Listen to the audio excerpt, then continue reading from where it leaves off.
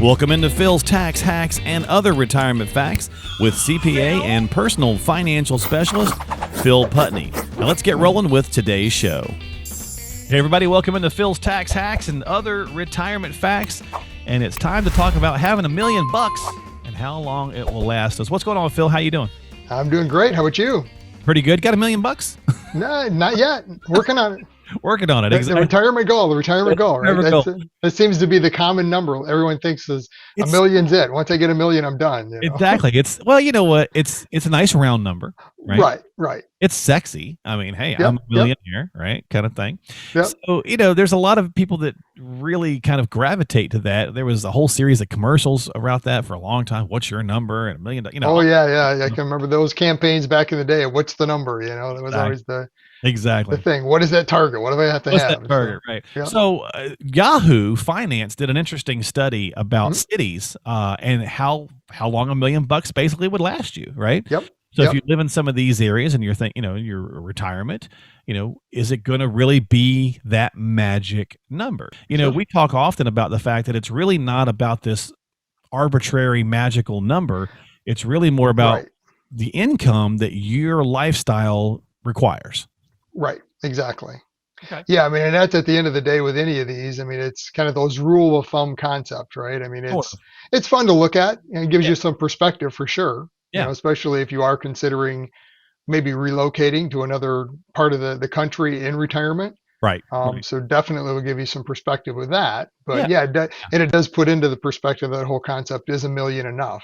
Right. So. And that's always the big target. So let's have some fun with this, see where it goes. Now, they look into a couple of things here. They kind of look into the varying cost of living. They factor in some averages on how Social Security would typically play out for longevity. Looks like they're basing this around the average retirement age of 65. Yeah, and I mean, I dove into the study a little bit more, and they're saying 50,860 is kind of the average retiree spending. Okay. According to this study, the Bureau of Labor Annually? Statistics. Yep. Okay. Is the base number, so to speak, they're using, and they're saying that the average Social Security benefit, 13,082. Okay. So if you're kind of their base numbers they're looking at. Gotcha. So if you're averaging spending $50,000 across the board, then the other part that I have here, which is talking about the expenses, I guess that's then what it's costing you to live in these cities. Correct. Yeah. Then they're taking that and adjusting it up or down with inflation or cost of living. Okay. Based on the different parts of the country you live in. So, gotcha. Yep. All right. San Francisco does not fare well. No. Like anybody could guess, California, although it fares better. Well, it fares worse than Los Angeles, which did kind of surprise me, actually. Right. Yeah, that one, when I was looking at the study, I was really surprised because I didn't expect there to be such a disparity there. $1 million isn't going to last as long because that 50,000 is no longer 50. It's a lot higher numbers. So. Yeah. So if the 50 is the average, they're saying $136,000 is the annual expenses required to live in San Francisco at that median lifestyle average that would be for across the country if you were doing the $50,000 worth of expenses and retiring at 65 and all that kind of stuff. How long would it last you? $1 million last you? Pretty shocking. Less than 10 years. Yeah, less than 10 years. 8 to 9 years. I mean, if that's your goal is to live in San Francisco, you might have to look at things again. So if you're thinking about retirement in San Francisco, $1 million is not going to cut it. No, not at all. Not even close. You're close. You're getting just into the early stages of retirement, so to speak. Yeah, I mean, now you're out of money. So if you're gambling and you retire at 70 and you're banking on being dead at 80, okay, maybe you might make it. You might make it, right? You might. So I mentioned Los Angeles. So let's go ahead. And now Los Angeles, Seattle, DC, Boston, San Diego, they all kind of clocked in there together. It was $77,000 to $88,000 of annual expenses again versus the 50 that it would be, normally. What was the longevity on that one? So we're saying 13 to 17 years. Okay. So, a little better. Which, I mean, that's kind of what I would expect it as we looked at California in general. Obviously a lot shorter time frame because expenses are higher. Right. The San Francisco is that outlier that just is crazy. So just under 20 years. I mean, a little more respectable, I guess. Yeah. I mean, now you're getting kind of close to maybe what that average life expectancy. I mean, in the study, they were talking about average life expectancy being around 79. Okay. Right. Retire at 65, around 79, 80. So that gives you about 15 years. So yeah, you're getting close. Getting close. I mean, What's it, it 80, very, 82 for ladies, 79 for men, I think. yep, something like that. Yeah. Okay. So So getting a little closer, so maybe doable. The $1 million. I still feel like you're under. You're yeah, kind of quite get it. So let's go to another couple of big cities here: Portland, Denver, Miami. So now we've got a little bit more of a spectrum. We've got the Upper Northwest. We've yep, got right in the center. Well, not quite in the center of the country, but we've got Denver, and then of course we've got down south in Florida and Miami. 62 to 66 grand of expenses, annual expenses, which right. actually that's pretty good for Miami. I would have thought that's not too Yeah, bad. Miami kind of surprises me that they're in that category. I Yeah. would have expected them to be maybe up a little bit more in that Los Angeles area from a cost Yeah, of living. But yep. exactly. How long's $1 million last you in that neck of the woods? So they're saying around 20 years, 20, 22 years. Okay. So now, and that's kind of when I'm talking in general terms with clients, I'm always saying you're probably going to be in retirement 20, 25, maybe 30 years. Okay. Obviously depends on how early you retire. So that $1 million goal there might be actually pretty accurate because that's going to give you I mean, it looks like it's still a maybe 10 grand or so, 10, 15 grand above that average spending. So you might, Right. you might be forced to change your lifestyle just a hair in a couple of those cities. And really that's kind of, again, the point of the conversation is, do you want to alter or adjust your lifestyle? In retirement, many people do not want to go backwards. So if you're saying $1 million is the be all end all, Phil, in these first ones we've talked about, you may be kind of paring back your lifestyle a hair to make that dramatically. Yeah, because they're in the study looking at kind of this average retiree spending of in that 50-51 range and then saying, okay, for that basket of goods, so to speak, that a retiree spends on, right. this is what it costs for that same exact basket in the various cities. Let's look at our neighbors now. Let's kind of bring it in here. Let's talk about Minneapolis and Chicago. Well, just kidding, guys. So let's talk about Minneapolis and Chicago. Now we're into that $54,000 annual expenses. We're pretty much right there. Seems like this is probably the median. And we're talking. Now you're talking 25 to almost 30 years. So now you're getting into that pretty workable. What I would consider kind of a longer retirement. Pretty on the long end of a retirement. Again, if you're retiring at 65, I mean that puts you almost to 95. Right. So that's a long shot. If I want, you have to have the right genes to have that happen. But I mean, you want to plan that way anyways, to some extent. True. Now somebody listening might say $55,000 a year in annual expenses. That just seems too much for me. Or you might be listening and saying that just seems too little for me, right? Again, and this is the whole point. Everybody's different. So if you've got $1 million, and we could go back to that 4% rule, that general rule of thumb, $1 million, you say, hey, 4%, you pull it out, that's 40 grand a year, right? Yep. That you're taking from your nest egg. Again, are we factoring in Social Security? Now, this study did, but a lot of people use that rule of thumb as that kind of guideline to say, well, if I pull 40 from my nest egg annually, and then whatever Social Security makes the difference, I should be groovy. Right. And you're in that 50, 55 range. Get you in that 50, 55 range. So let's jump down to something more like Louisville or Kansas City. Or Omaha, right? So now you're talking $43,000 is all that's really required annually, again, based on this average set of statistics for this study. And now you're up over 30 years, Phil. Yeah, now you're 35, 37 years. So yeah, I mean, it's, now you've got a high probability of everything working fine. But I mean, the interesting thing to me there, and Detroit actually kind of fits within this because I think around 44. Yeah. So if I look at my clients that I work with, I mean, 44 is an income number. And again, the way the study is set up, I'm assuming this is gross. So you have to take taxes away from that. That's a pretty low retirement number. 60, probably up is kind of a net spendable income that I see pretty typical.